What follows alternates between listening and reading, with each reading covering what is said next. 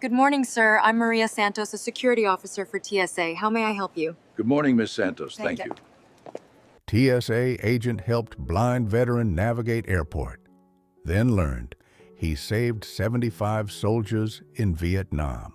When TSA Agent Maria Santos saw the elderly blind man struggling at Phoenix Sky Harbor, she simply offered to help him navigate security. What she didn't know was that Master Sergeant Robert Doc Hartwell had once guided 75 wounded soldiers through enemy fire to safety in the jungles of Vietnam. Heroes walk among us every day. We just have to be willing to see them. Phoenix Sky Harbor's Terminal 4 buzzed with Tuesday morning chaos. Rolling luggage wheels clicking rhythmic percussion against polished floors, gate announcements echoing off high ceilings like battlefield commands, and the constant whoosh of air conditioning fighting desert heat that seeped through glass walls. For someone navigating by sound alone, airports were acoustic minefields where every step required tactical precision. Master Sergeant Robert Doc Hartwell stood uncertainly at the security entrance, his white cane tapping unfamiliar tile patterns as he tried to decode the controlled chaos around him. At 78, he carried himself with military bearing that 30 years of civilian life hadn't erased, though the thick dark glasses and methodical cane sweeps revealed the blindness that Agent Orange complications had stolen 15 years ago. TSA Agent Maria Santos noticed him from her document-checking station.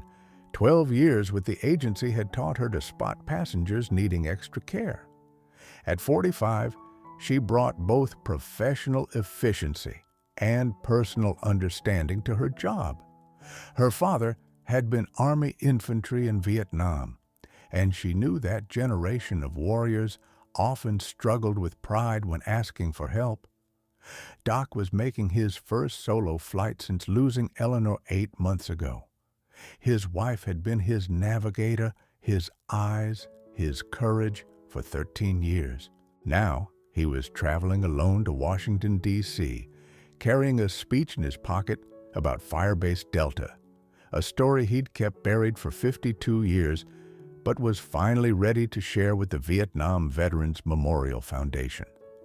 The manila envelope contained his only memento from February 12, 1971. A faded photograph of 75 soldiers he'd helped evacuate during the worst night of his 4 tours. Most were wounded, some dying, all depending on a 23-year-old medic who'd never been trained for the impossible. Doc had prepared meticulously, documents organized, TSA procedures memorized, route planned to the gate. But preparation couldn't account for human skepticism, and airports attracted their share of people who questioned whether a relatively young-looking veteran with invisible disabilities could be legitimate. Maria understood that challenge from her father's experiences. Dad had been questioned about his Purple Heart because his wounds weren't visible, dismissed by civilians who thought Vietnam veterans were either heroes or damaged goods, never just regular people who'd done extraordinary things when circumstances demanded it. Neither of them knew their encounter would reveal one of the war's most extraordinary untold rescue stories, and remind them both that heroism often walks quietly among us until someone takes time to listen. The letter from Vietnam Veterans Memorial Foundation had arrived 6 months after Eleanor's funeral, requesting Doc to speak at their 50th anniversary commemoration. They'd been researching Firebase Delta and found his name in declassified medical reports. The only medic who'd volunteered for the most dangerous casualty evacuation mission of the entire war. For 50 years, Doc had deflected questions about his service. Just did my job, patched up soldiers, tried to bring everyone home. But Eleanor had always known there was more. She'd found him crying over that photograph too many times, heard him whisper names in his sleep. Rodriguez, Patterson, Williams, Murphy, 75 soldiers whose faces he'd memorized during the longest night of the war. The decision to accept had taken months. Public speaking terrified Doc more than enemy fire ever had. But the Foundation explained that 17 of his soldiers were still alive, still calling him Doc, still crediting him with their survival. "They want to honor you while they can," the director had said, "and the world needs to hear what one medic can accomplish when ordinary people do extraordinary things." Doc's preparation followed military protocol adapted for blindness. He'd visited Sky Harbor during off-peak hours, memorizing the acoustic signature of each section, the echo patterns near high ceilings, the sound dampening around carpeted areas, the specific beep sequences of different security equipment. His overnight bag contained everything organized precisely: medications in talking pill bottles, documents in sequence, emergency contacts programmed with voice tags. The speech was memorized perfectly. 12 minutes describing how a combat medic had spent 8 hours moving wounded soldiers through enemy-controlled jungle one group at a time. Not the Hollywood version of war, but the grinding reality of medical triage, tactical decisions, and leadership under impossible conditions. His daughter had offered to accompany him, but Doc insisted on independence. "I spent 30 years in the Army learning to adapt and overcome. Eleanor would want me to prove I still remember how." The pride mattered, not just for practical reasons, but for his identity as someone who solved problems rather than becoming one. Doc approached security with careful confidence, following the flow of passengers ahead of him. The terminal's acoustic pattern was becoming familiar: the steady beep of metal detectors, the whoosh of X-ray machines, the shuffle of shoes on polished floors. He'd learned to read environments through sound the way he'd once read terrain through tactical observation. "Good morning, sir," Maria called as he approached her station. "I'm Agent Santos. How are you traveling today?" Her voice carried professional warmth, but Doc detected something else: genuine concern rather than obligatory courtesy. "Good morning, Agent Santos. I'm flying to Reagan National. First time traveling alone since losing my sight." Doc's military training showed in his clear communication and respectful bearing. "I have all my documentation ready and organized for your review." Maria immediately recognized both his veteran status and his careful preparation. The way he presented his documents, maintained eye contact despite his blindness, and stood at attention revealed someone accustomed to military protocols and respectful interaction with authority. "Thank you for your service, sir. I'd be happy to guide you through security and make sure you reach your gate safely. My father was Army. I understand how important it is to maintain independence while accepting appropriate assistance when needed." Her offer struck exactly the right balance between help and respect for his capabilities. Doc felt relief he hadn't expected, the professional courtesy that made assistance seem like standard procedure rather than charity. "That would be greatly appreciated, Agent Santos. I served as a medic, so I understand following proper procedures and accepting guidance from qualified personnel." But as they began moving through the checkpoint, Maria noticed other TSA agents watching their interaction with less friendly expressions. Maria guided Doc through document review with professional efficiency, but Agent Jennifer Walsh, no relation to the United Club manager, approached with obvious skepticism. Walsh had been dealing with fraudulent disability claims all month and saw Doc's age, articulate speech, and military bearing as inconsistent with legitimate blindness. Agent Santos, I'll need to verify this passenger's claimed disability more thoroughly, Walsh announced loudly enough for other travelers to hear. We've had several incidents with fake blindness claims this quarter. The challenge hit Doc like incoming artillery. His jaw tightened, and Maria felt his arm tense under her guidance. This was exactly the scenario he'd feared, being questioned about disabilities that weren't immediately obvious to skeptical civilians. Of course, Doc replied with military courtesy that didn't quite mask his irritation.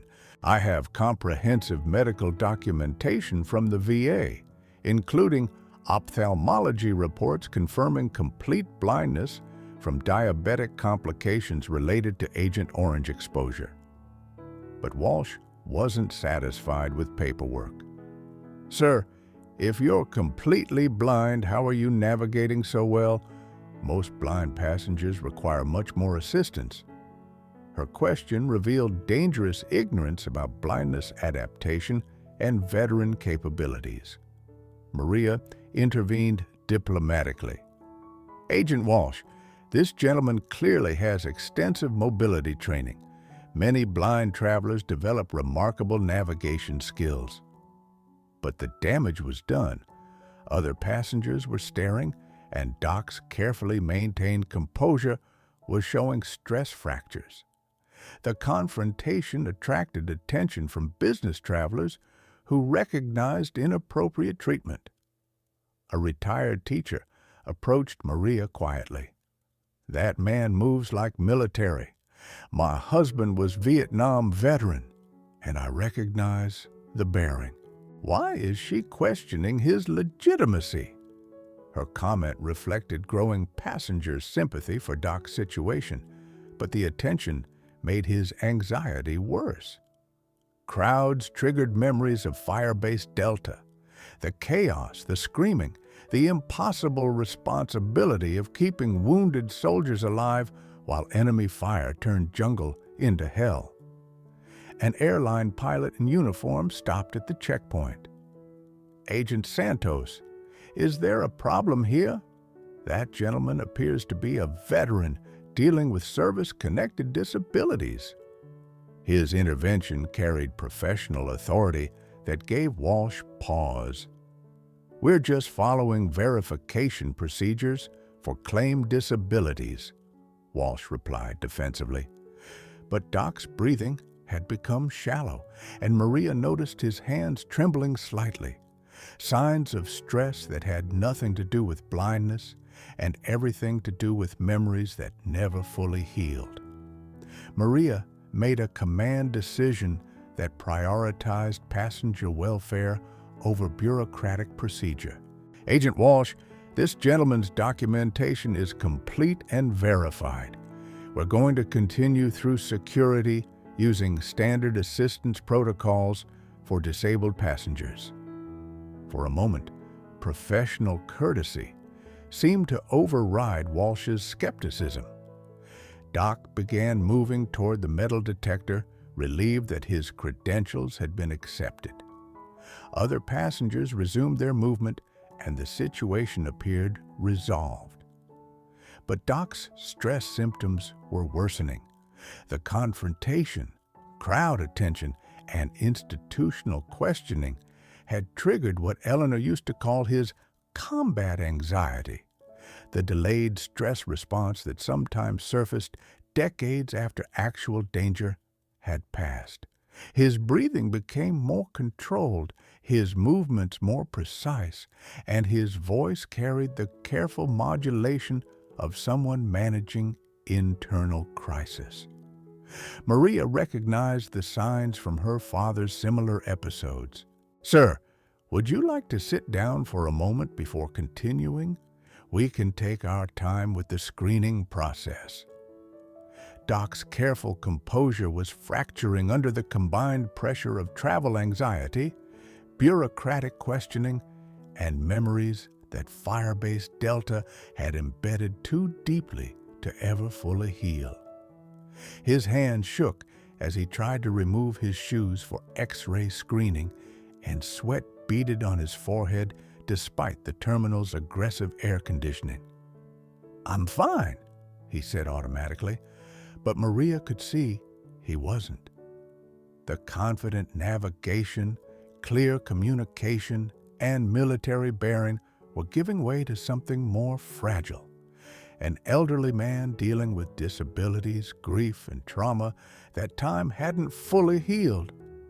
That's when Doc made a decision that would change both their lives. Instead of maintaining the careful privacy he'd practiced for 50 years, he decided to trust Maria with the truth about why this trip mattered so much. "Agent Santos, I need to tell you something about why I'm traveling today," he said quietly, his voice carrying the weight of decades of carefully guarded memories. "I'm going to Washington to talk about something that happened in Vietnam, something I've never discussed publicly, but think people should know." Maria immediately understood she was about to hear something significant. Her father had carried similar memories, stories too heavy for casual conversation, but too important to take to the grave unshared. But what Doc told her next would reveal heroism beyond anything she'd imagined possible.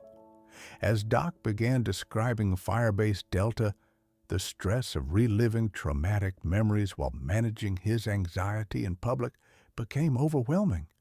His breathing grew labored, his voice shook, and Maria realized he was experiencing what appeared to be a panic attack triggered by the combination of travel stress and buried trauma. "February 12th, 1971, Doc said, his voice barely above a whisper.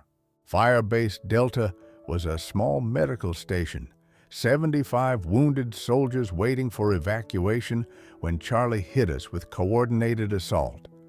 Mortars, rocket-propelled grenades, human wave attacks from 3 directions. Maria guided him to a nearby chair, recognizing that Doc was no longer fully present in the airport, but partially back in that Vietnamese jungle where a 23-year-old medic had faced impossible choices under enemy fire. The evacuation helicopters were shot down on approach. Radio communication was destroyed. We had wounded soldiers who couldn't walk, limited ammunition, and no reinforcement possible. Doc's hands gripped his cane so tightly his knuckles went white. That's when I realized we had one choice: move 75 casualties through 8 miles of enemy-controlled jungle at night without vehicles or air support.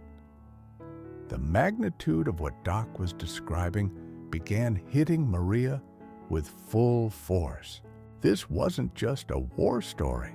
It was testimony from someone who had accomplished one of the most extraordinary rescues in military history, and the memory was still traumatizing him 50 years later.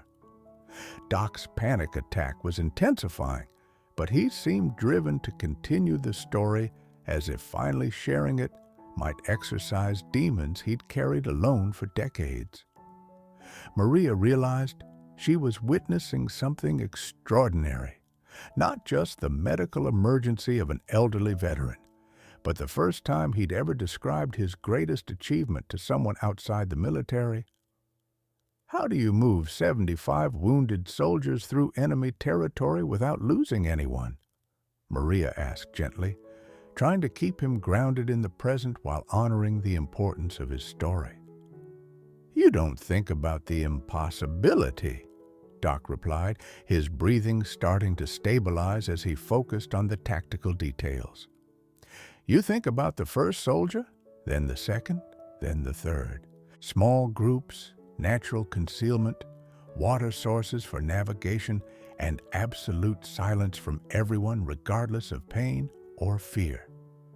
But the emotional weight of describing that night was still overwhelming his carefully maintained defenses.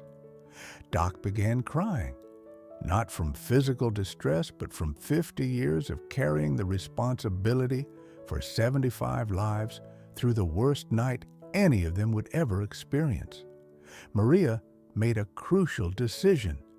Instead of calling for medical assistance or trying to calm him down, she chose to honor his story by listening to it completely, understanding that Doc needed to finish sharing what he'd kept silent for half a century. What happened next transformed routine passenger assistance into something approaching sacred testimony. Doc, realizing he had found someone who understood the weight of military service, began describing Firebase Delta with the precision of an after-action report and the emotion of someone who had never been able to properly process the trauma. 8 hours to move 75 wounded soldiers 8 miles through enemy-controlled jungle. I led each group of 15 through the initial route, then doubled back for the next group. Medical equipment distributed among anyone capable of carrying weight. Wounded soldiers who could walk carried those who couldn't. Maria listened with growing amazement as Doc described tactical genius executed under impossible conditions. Medical triage, personnel management, navigation, and leadership that had kept 75 soldiers alive when death seemed certain.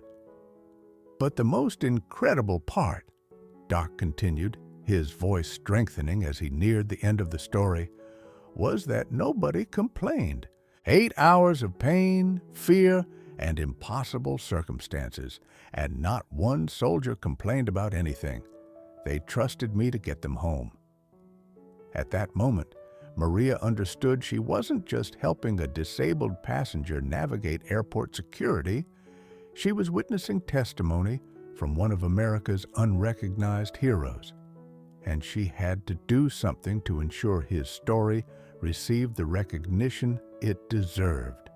She pulled out her phone, not to call medical assistance, but to call someone who could help Doc share his story with the world. Maria's first call went to her supervisor, explaining she was with a Vietnam veteran whose story needed immediate attention. Within 15 minutes, she was connected to the airport's public affairs office, then to a local news affiliate that specialized in military stories, and finally to a historian from Arizona State University who had been researching Vietnam War medical evacuations. "Mr. Hartwell," Maria said gently, "I've contacted some people who need to hear your story. Would you be willing to speak with a military historian about Firebase Delta?"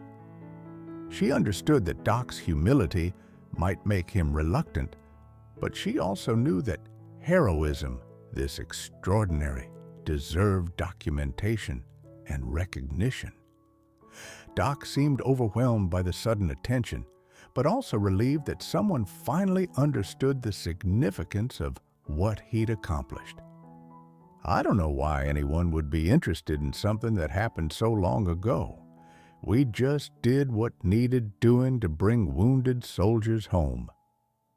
The historian, Dr. Sarah Martinez, arrived at the airport within 2 hours, just as Doc's flight was preparing to board. She brought with her preliminary research showing that Firebase Delta was mentioned in classified after-action reports as one of the most successful medical evacuations of the Vietnam War, but no one had known who led the rescue. "Mr. Hartwell, you're not just a combat veteran, you're living military history," Dr. Martinez explained. "Firebase Delta has been studied in military medical schools for decades, but we never knew the medic's identity. You saved 75 soldiers that night using tactics that are still taught today." Doc's discomfort with attention was obvious, but Maria stayed beside him, providing moral support, the same way she'd provided physical guidance through security. Sir, these people aren't interested in sensationalizing your story.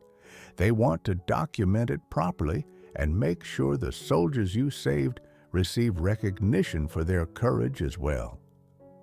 The breakthrough came when Dr. Martinez connected Doc by phone with Thomas Rodriguez, now 73 and living in San Antonio, one of the wounded soldiers Doc had carried out of Firebase Delta in 1971. The conversation was emotional. "Doc, I was 19 years old, wounded in both legs, convinced I was going to die in that jungle. You saved my life and 74 others. It's time people knew what you did." Rodriguez's testimony helped Doc understand his story's true significance. For 50 years, he'd minimized his actions as routine medical duty. But hearing from one of the soldiers he'd saved helped him realize that his leadership that night had been extraordinary, worthy of recognition and remembrance. As Doc boarded his delayed flight to Washington, he was no longer traveling alone to give a speech to military historians. The story Maria had helped him tell was being documented by researchers, shared with military medical schools, and added to the permanent record of Vietnam War heroism. First emotional moment. Doc hugged Maria goodbye, tears streaming down his face, not from sadness, but from overwhelming relief that someone had finally understood the weight he'd carried alone for 5 decades. "You gave me something I didn't know I needed," he whispered. "You helped me understand that what we did mattered." Second emotional moment. Maria watched Doc's plane taxi away, moved by the realization that her simple offer to help a blind passenger navigate security had uncovered and preserved one of the most extraordinary stories of human courage she would ever encounter. Her father would have been proud that his daughter helped another veteran find his voice. The TSA agent who had offered to help a blind man find his gait had instead helped him find recognition for heroism that deserved to be remembered. Doc's speech at the Vietnam Memorial became a regional news story, with local media covering his presentation to military historians and surviving members of Firebase Delta. Dr. Martinez published his account in the Journal of Military Medicine, and the story was added to the National Archives' Vietnam War collection. Maria received recognition from TSA for exemplifying the agency's values of service and assistance to disabled travelers. More importantly, she continued her work with deeper understanding that extraordinary stories of service often travel unrecognized among ordinary passengers. The Hartwell Documentation Project became a model for recording untold stories of military heroism before their lost time. Doc spent his remaining years speaking at military medical schools, helping current medics understand that impossible situations sometimes require extraordinary leadership. Maria's encounter with Doc reminded her that heroes walk among us every day, carrying stories of sacrifice and courage that shaped history. Her simple act of kindness, offering to help someone navigate unfamiliar territory, had revealed profound truths about service, memory, and the importance of listening to those who served when duty demanded everything they had to give. Heroes walk among us every day. We just have to be willing to see them, hear their stories, and help them understand that their sacrifice was worth remembering.